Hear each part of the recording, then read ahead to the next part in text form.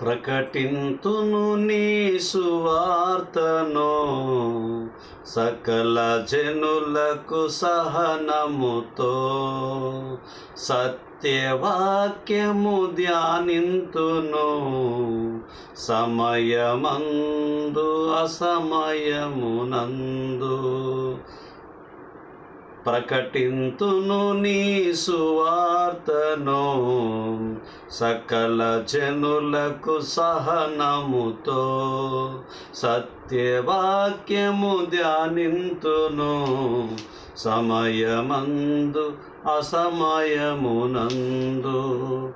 లోకము నన్ను ద్వేషించిన, లోకులు నన్ను దూషించిన, నా వారు నన్ను నిందించిన, నా వారు నన్ను విడనాడిన, నిందలు మోసి హింసలు పెట్టిన, ప్రకటింతును నీ సువార్తను.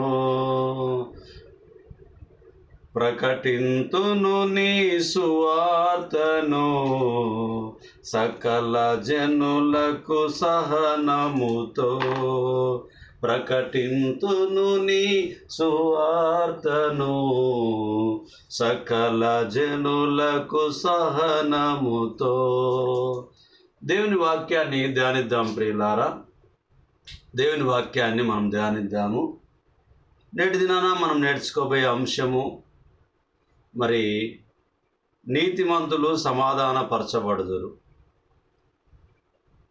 అన్నదమ్ములు లోతు గారి గురించి, అలాగనే అబ్రహాం గారి గురించి మనం ఆలోచన చేసినప్పుడు 13వ అధ్యాయాన్ని మనం ఆలోచన చేద్దాం. ఆదికాండము 13వ అధ్యాయము 8వ వచనం నుంచి 10వ వచనం వరకు చూద్దాం ప్రియులారా. ఆదికాండం 13 8 నుంచి 10 వరకు.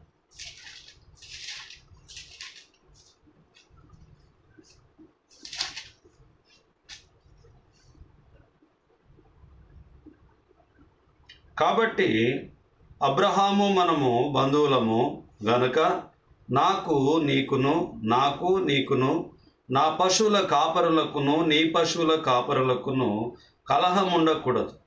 ఈ దేశమంతయు నీ ఎదుటనున్నది కదా. దయచేసి నన్ను విడిచి వేరుగా నుండుము. నీవు ఎడమ తట్టునకు వెళ్ళిన ఎడల నేను కుడి తట్టునకు, నీవు కుడి తట్టునకు వెళ్ళిన ఎడల నేను ఎడమ తట్టునకు వెలుదునని లోతుతో చెప్పగా, లోతు తన కన్నులెత్తి యోర్దాను ప్రాంతమంతటిని చూచెను.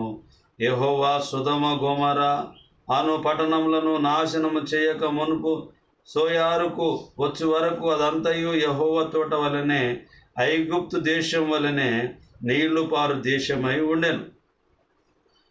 మరి ఇద్దరు అన్నదమ్ములకు జనరల్గా ప్రతి కుటుంబంలో అన్నదమ్ముల మధ్యలో, బంధువుల మధ్యలో, పాలివారి మధ్యలో అప్పుడప్పుడు సమస్యలు ఉత్పన్నమవుతూ ఉంటాయి, తప్పకుండా అవుతూ ఉంటాయి. కొన్నిసార్లు ఆస్తి గురించి అది పెద్దగా ఉండవచ్చు, కొన్నిసార్లు అనవసరమైనటువంటి సమస్య కూడా అయి ఉండవచ్చు. అయితే ఇక్కడ లోతుకు అబ్రహాం గారికి ఆలోచన చేసినప్పుడు విస్తారమైనటువంటి ఆస్తి ఉన్నది. ఇటు కుడి తట్టు పోతే కుడి తట్టు నేను ఎడమ తట్టుకు వెళ్తాను, ఎడమ తట్టుకు నువ్వు వెళ్తే నేను కుడి తట్టుకు వెళ్తానని చెప్పి అబ్రహాం గారు లోతు గారితో మాట్లాడుతుంటే, లోతు గారు మరి తాను కన్నులెత్తి యోర్దాను ప్రాంతం అంతటిని చూచాను. అంటే అటువైపు పోవడానికి తన ఆలోచన కలిగి ఉన్నది మనకు అర్థమవుతూ ఉన్నది. అంటే ఇద్దరు పాలివారు సహోదరులు విడిపోవడానికి ఎంత సింపుల్గా, సమస్య లేకుండా సమాధానంతో విడిపోవడానికి వారి యొక్క ప్రయత్నము ముందుకు కొనసాగుతూ ఉన్నది. ఈ ప్రయత్నంలో భాగస్వామ్యమైనటువంటి లోతును అబ్రహాము జీవితాన్ని మనం ఆలోచన చేయాలి. ఈనాటి కాలంలో నేటి దినాన అన్నదమ్ములైనటువంటి మనం కూడా చాలాసార్లు అనుకోని విధంగా సమస్యలో చిక్కుబడిపోతూ ఉంటాం. సొంత అన్న తమ్ముని మీద దాడి చేస్తాడు, సొంత తమ్ముడు అన్న మీద దాడి చేస్తాడు. కుటుంబం అంతా కొట్టుకుంటున్నారు, తిట్టుకుంటున్నారు, ఆస్తుల కొరకు, మాటల కొరకు. సమాధానం లేకపోవడం వల్ల వారు ఉన్న దాంట్లో కలిసికట్టుగా ఒక తీర్మానం చేసుకోకపోవడం వల్ల మన మధ్యలో పెద్దలు వస్తారు, అనేకులు వచ్చి మనకు సమాధానం చెప్పడానికి ప్రయత్నం చేస్తారు. మనం వింటే వారు చెప్తారు, వినకపోయినా వారు చెప్తారు. కానీ ఇక్కడ లోతు గారి జీవితాన్ని మనం ఆలోచన చేసినప్పుడు, అబ్రహాం గారి జీవితాన్ని మనం ఆలోచన చేసినప్పుడు, మధ్యవర్తులు ఎవరు కూడా అవసరం లేకుండానే అన్నదమ్ములు ఇద్దరే, నువ్వు కుడికి పోతే కుడికి పో, నేను ఎడమకు పోతాను, ఎడమకు పోతే నువ్వు ఎడమకు పో, నేను కుడికి పోతాను అని చెప్పి, నీవు నేను బాగుండాలి, మన దగ్గర పనిచేసేటటువంటి వారు బాగుండాలి అని చెప్పి ఒక మంచి నిర్ణయం తీసుకున్నారు. అందుకనే నేటి దినాన మన అంశ భాగాన్ని మనం ఏం చెప్తున్నామని అంటే, నీతిమంతులు సమాధానపరచబడుదురు. మంచిది ప్రియులారా, ఈ కీర్తనలు 80వ కీర్తన 6వ చరణం చూద్దాం. కీర్తనలు 80 6వ చరణం 6వ చరణం. మా పొరుగు వారికి మమ్ము కలహకారణముగా చేయుచున్నావు, ఇష్టము వచ్చినట్లు మా శత్రువులు మమ్మును అపహాస్యము చేయుచున్నారు. ఈ 4వ వచనమును చూసినప్పుడు, యెహోవా సైన్యములకు అధిపతి అగు దేవా, నీ ప్రజల మనవి నాలకింపక నీవెన్నాళ్ళు నీ కోపము పొగరాజునిచ్చెదవు.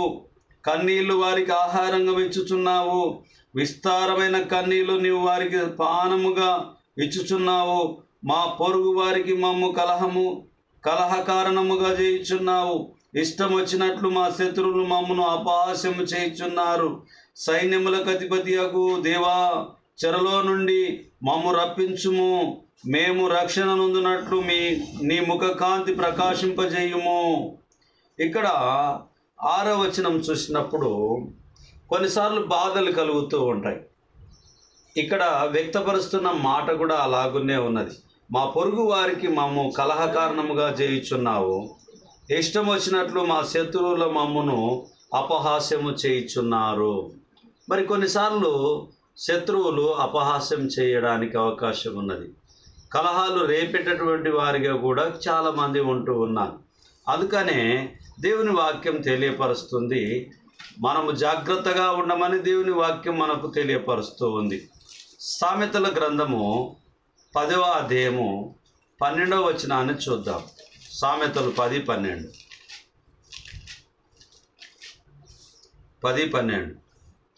పగ కలహమును రేపును, ప్రేమ దోషములన్నిటినీ కప్పును. పగ కలహమును రేపును, ప్రేమ దోషములన్నిటినీ కప్పును. మరి అన్నదమ్ముల మధ్యలో ఏ దోషం ఉన్నప్పటికీ, ఏ కలహం ఉన్నప్పటికీ, ఎందుకు వారు విడిపోవాలనేటటువంటి ఆలోచన కలిగి ఉన్నారు అక్కడ మనకు వివరించబడి లేదు. కానీ మనం ఇప్పుడు చూస్తున్నటువంటి లేఖనంలో వివరించుకోవడం లేదు. కానీ మరి పగ లేకుండా ప్రేమ చేత దోషములన్నిటినీ కప్పును అన్నట్టుగా వారు సఖ్యతతో, సమాధానముతో విడిపోవడము చాలా శ్రేయస్కరమైనటువంటి నిర్ణయం. అలాంటి నిర్ణయమే మనం కూడా ఈ కాలంలో తీసుకునే వారిగా మనం ఉండాలి. సామెతలు 15వ అధ్యాయము 17-18 వచనాన్ని చూద్దాం. సామెతలు 15, 17, 18 చూద్దాం. పగవాని ఇంట క్రోవిన ఎద్దు మాంసము తినుట కంటే ప్రేమగల చోట ఆకుకూరల భోజనం తినుట మేలు. కోపోద్రేకియగువాడు కలహము రేపును, దీర్ఘశాంతుడు వివాదము నణచివేయును. దీర్ఘశాంతుడు ఎప్పుడైనా వివాదము నణచివేయును. కోపము పనికిరాదు, కోపం వలన కలహములు పుట్టును అనేటటువంటి విషయాన్ని ఈ లేఖనాలు మనం చూస్తూ ఉన్నాం. 16వ అధ్యాయము 16వ అధ్యాయము 28వ వచనాన్ని చూద్దాం ప్రియులారా. సామెతలు 16:25. మూర్ఖుడు కలహము పుట్టించును, కొండెగాడు మిత్రభేదము చేయును. మూర్ఖుడు కలహము పుట్టించును. ఇక్కడ మనం ఆలోచన చేసినప్పుడు ఎవరికి అవకాశం ఇవ్వకుండా లోతు గారు అలాగనే అబ్రహాము గారు ఏ పర్సన్కి అవకాశం ఇవ్వకుండా వారు ఒక ఒడంబడిక, ఒక నిర్ణయాన్ని తీసుకొని ఉన్న విధానము చాలా గొప్ప సంతోషమైనటువంటి నిర్ణయమై ఉంటున్నది. విడిపోతే కూడా కలహం లేకుండా విడిపోవడం, తగ్గించుకోవడం, మనసు నెమ్మదితో మాట్లాడుకోవడం, ఈ అన్నదమ్ముల మధ్యలో పాలివారి మధ్యలో జరిగినటువంటి సందర్భం చాలా గొప్పదిగా ఉంటూ ఉన్నది. బయటి వ్యక్తులు కలిసినప్పుడు వారు మన మీద పడిరానటువంటి వారు, మన అన్న మీద పడిరానటువంటి వారు ఏదో విధంగా అటువైపు ఇటువైపు చెలరేగి సమస్యను ఇంకా పెంపొందించడానికి ఉపయోగపడేటటువంటిదిగా అవకాశం ఉంటుంది. అలా అవకాశం ఉండకుండానే ఇద్దరు సహోదరులు మంచి నిర్ణయాన్ని తీసుకున్నది మనం ఈ లేఖనం ద్వారా మనం జ్ఞాపకం చేసుకుంటున్నాం. అలాగనే 20వ అధ్యాయము 3వ వచనాన్ని చూద్దాం. సామెతలు 20వ అధ్యాయం 3వ వచనం. కలహమునకు దూరంగా నుండుట నరులకు ఘనత, మూర్ఖుడైన ప్రతి వాడును పోరునే కోరును. ఘనత కావాలనుకున్నా, మరి పోరు కావాలనుకున్న నిర్ణయం మనదే మిత్రమా. కలహమునకు దూరంగా నుండుట నరులకు ఘనతనొస్తుంది. మరి మూర్ఖుడైన ప్రతి వాడును పోరునే కోరును, అంటే గొడవనే కోరుకుంటాడు. 28వ అధ్యాయం సామెతలు 25వ వచనాన్ని చూద్దాం ప్రియులారా. 28, 25. పేరాశ గలవాడు కలహమును రేపును, యెహోవా యందు నమ్మకముంచువాడు వర్ధిల్లును. చాలామంది నాకు పేరు కావాలి, ప్రతిష్ట కావాలి, నన్ను గౌరవించాలి, అది ఏదైనా కానీ కారణాలు, పేర్లు, బిరుదులు తదితర వగర ఏదైనప్పటికీ పేరాశ కలిగినటువంటి వ్యక్తి మరి సరైనటువంటి వ్యక్తి కాదు. కలహము రేపును. యెహోవా యందు నమ్మకముంచువాడు వర్ధిల్లును. యెహోవా యందు నమ్మకముంచువాడు వర్ధిల్లును.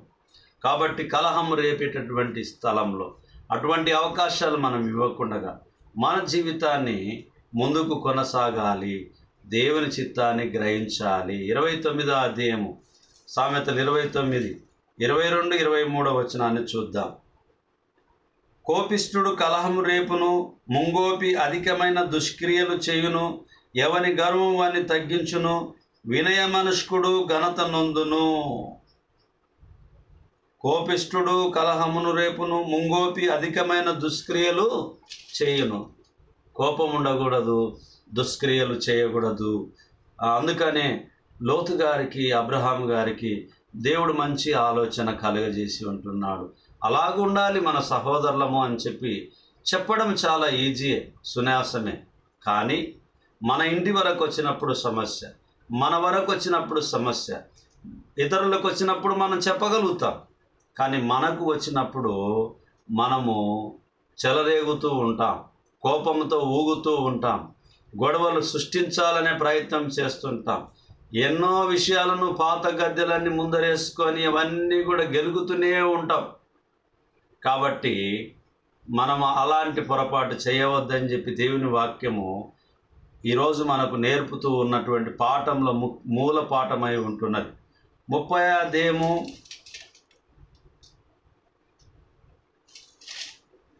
30వ అధ్యాయాన్ని మనం చూద్దాం. 30వ అధ్యాయం 33.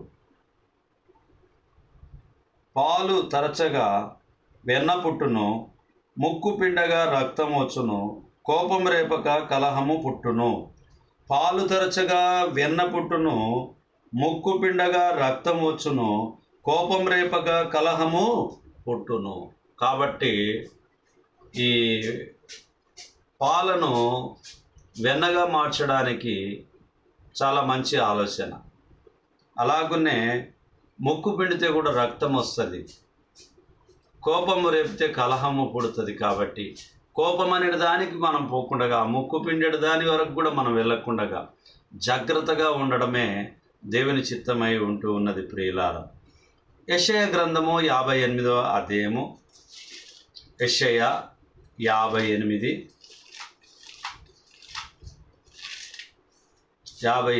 4వ వచనాన్ని చూద్దాం. మీరు కలహపడుచు వివాదము చేయుచు అన్యాయముగా గుద్దులాడుచు ఉపవాసముందురు. మీ కంఠధ్వని పరమున వినబడినట్లుగా మీరిప్పుడు ఉపవాసం ఉండరు.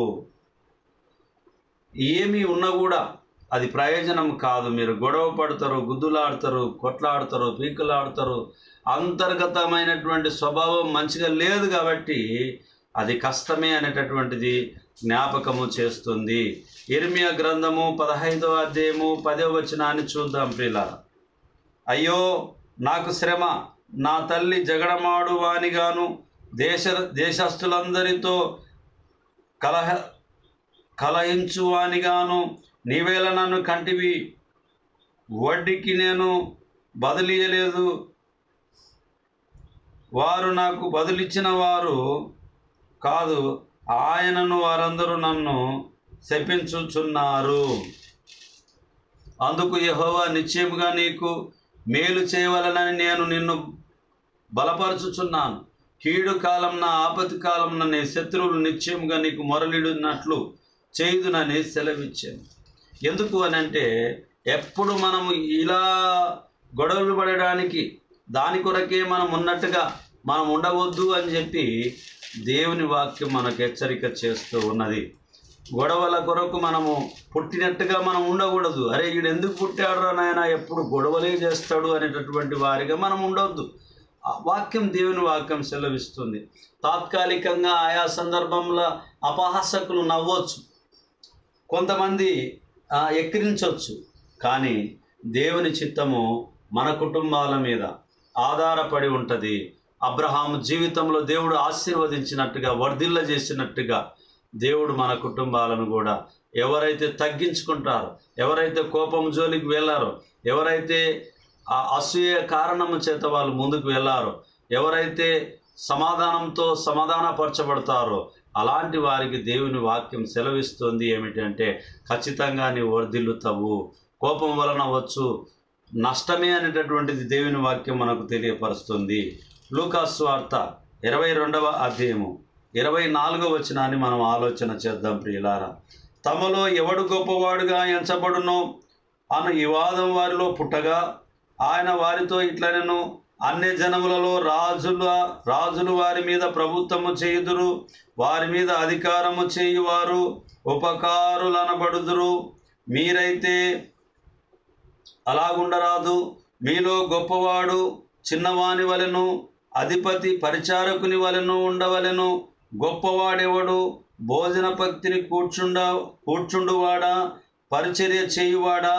పంక్తిని కూర్చుండువాడే కదా. అయినను నేను మీ మధ్య పరిచర్య చేయువాని వలె ఉన్నాను. నా శోధనలో నాతో కూడా నిలిచి ఉన్నవారు మీరే. గనుక నా తండ్రి రాజ్యమునకు నియమించినట్టుగా నా రాజ్యంలో నా బల్ల యొద్ద అన్నపానములు పుచ్చుకొని సింహాసనం మీద కూర్చుండి ఇశ్రాయేలు 12 గోత్రముల వారికి మీరు తీర్పు తీర్చుటకై నేను మీకు రాజ్యము నియమించుచున్నాను. ఎందుకు ఈ మాటల్ని అని అంటే, గొప్పవాడిగా ఉండాలి అని అంటే తగ్గించుకోమని, పరిచారకునిగా ఉండమని దేవుని వాక్యం మనకు తెలియపరుస్తుంది. గొప్పవాడిగా ఉండాలి అని అంటే మరి నీవు పనివాడిగా ఉండాలని చెప్పి, మరి నేను మీ మధ్యలో ఏ విధంగా నడుచుకున్నానో మీరు ఎరిగి ఉంటున్నారనేటటువంటి విషయాన్ని జ్ఞాపకము చేస్తూ ఉంటూ ఉన్నది. కాబట్టి ప్రియులారా, దేవుని వాక్యం వింటున్నటువంటి మనందరి జీవితంలో దేవుని యొక్క వాక్యమే ప్రాముఖ్యమైనటువంటి విషయము. కొరింథీయులకు రాసిన మొదటి పత్రిక 3వ అధ్యాయము 3వ వచనాన్ని చూద్దాం. కొరింథీ మొదటి పత్రిక 3వ అధ్యాయము 3వ వచనాన్ని చూద్దాం. 3:3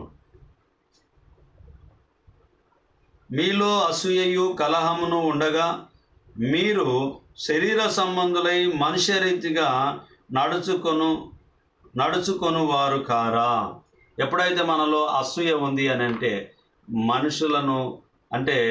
మనుషుల ఆలోచనతోటి మనం ఉంటున్నాము కాబట్టి అది మనకు సరిపోదు. మనుష్య రీతిగా నడుచుకుని వారు కారా అని అంటే పరలోక సంబంధమైనటువంటి విషయంలో గొప్పగా ఆలోచన చేయాలి, కానీ తక్కువగా ఎప్పుడు మనుష్య రీతిగా ఆలోచన చేయొద్దని చెప్పి దేవుని వాక్యం మనకు తెలియపరుస్తూ ఉన్నది. గలతీ పత్రిక 5వ అధ్యాయము 10వ వచనాన్ని 20వ వచనాన్ని మనం ఆలోచన చేద్దాం. గలతీ 5:20 విగ్రహారాధన, అవిచారము, ద్వేషములు, కలహము, మత్సరములు, క్రోధములు, కక్షలు, భేదములు, ఇమతములు, అసూయలు, మత్తతులు, అల్లరితో కూడిన ఆటపాటలు మొదలైనవి, వీటిని గురించి నేను మునుపు చెప్పిన ప్రకారం ఇట్టి వాటిని చేయువారు దేవుని రాజ్యంను స్వతంత్రించుకొనరని మీతో స్పష్టంగా చెప్పుచున్నాను. అయితే ఆత్మఫలమేమనగా ప్రేమ, సంతోషము, సమాధానము, దీర్ఘశాంతము, దయాలుత్వము, మంచితనము, విశ్వాసము, సాత్వికము, ఆశా నిగ్రహము. ఇట్టి వాటికి విరోధమైన నియమం ఏదియూ లేదు. క్రీస్తు యేసు సంబంధులు శరీరమును దాని ఇచ్ఛలతోనూ దురాశలతోనూ సిలువ వేసి ఉన్నారు. కాబట్టి ప్రియులారా, శరీర కార్యాలలో మనం పాలివారంగా ఉండకుండగా పరలోక సంబంధమైనటువంటి దేవుని నీతిని బట్టి మనము ముందుకు కొనసాగాలి. సొంత నిర్ణయాలు, సొంత ఆలోచనలు, మనం తొందరపాటు నిర్ణయాలు, తొందరపాటు కోపాలు మానవునికి తగదు అనేటటువంటిది జ్ఞాపకం ఉంచుకోవాలి. ఫిలిప్పీలకు రాసిన పత్రిక 2వ అధ్యాయం 3వ వచనం, కక్ష చేతనైనను హృదాతిశయము చేతనైనను ఏమీ చేయక వినయమైన మనసు గల వారై ఒకరినొకడు తనకంటే యోగ్యుడని ఎంచుచు మీలో ప్రతివాడును తన సొంత కార్యం మాత్రమే కాక ఇతరుల కార్యాలను కూడా చూడవలెను. మరి సొంత కార్యములని కాక ఇతర కార్యములు. అలాగనే నాకన్నా నీవు గొప్పవాడివిగా అని భావించాలి తప్ప నాకన్నా నీవు తక్కువవాడివి అని ఎప్పుడు మనము భావించొద్దు అని చెప్పి దేవుని వాక్యం మనకు తెలియపరుస్తుంది. తిమోతి పత్రిక 6వ అధ్యాయము, 1 తిమోతి పత్రిక 6వ అధ్యాయము 4వ వచనాన్ని చూద్దాం. 6:4 వాడేమీ ఎరగక తర్కములను గురించి వాగ్వాదములను గురించి వ్యర్థముగా ప్రయాసపడుచు గర్వాంధుడగును. వీటి మూలముగా అసూయ, కలహము, దూషణలు, దూరనుమానములను వాడేమీ ఎరగక తర్కముల గురించి వాగ్వాదముల గురించి వ్యర్థంగా ప్రయాసపడుతున్నాడు. అలా వాగ్వాదములతో కూడినటువంటి తర్కములు ఏమి పని చెయ్యవు అని చెప్పి దేవుని వాక్యం మనకు సెలవిస్తూ ఉంది. అదేవిధంగా తిమోతి 2వ పత్రిక 2వ అధ్యాయము 23వ వచనాన్ని చూద్దాం ప్రియులారా. 23 నేర్పులేని మూడుల వితర్కములు జగడములను పుట్టించునని ఎరిగి అట్టి వాటిని విసర్జించుము. అట్టి వాటిని మనం విసర్జించాలి. మూర్ఖుల మాటకు మనము చెవులను ఇవ్వకూడదు అని చెప్పి దేవుని వాక్యము మనకు తెలియపరుస్తూ ఉన్నది. కొరింథీయులకు రాసిన 2వ పత్రిక 12వ అధ్యాయము 20వ వచనాన్ని చూద్దాం ప్రియులారా. కొరింథీ 2వ పత్రిక 2వ అధ్యాయము 23వ వచనం.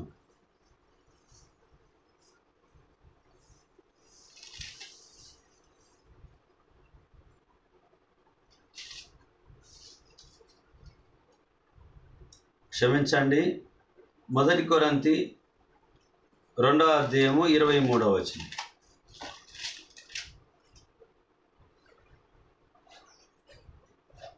క్షమించండి, 13వ వచనాన్ని చదువుకుంది. 13వ వచనాన్ని.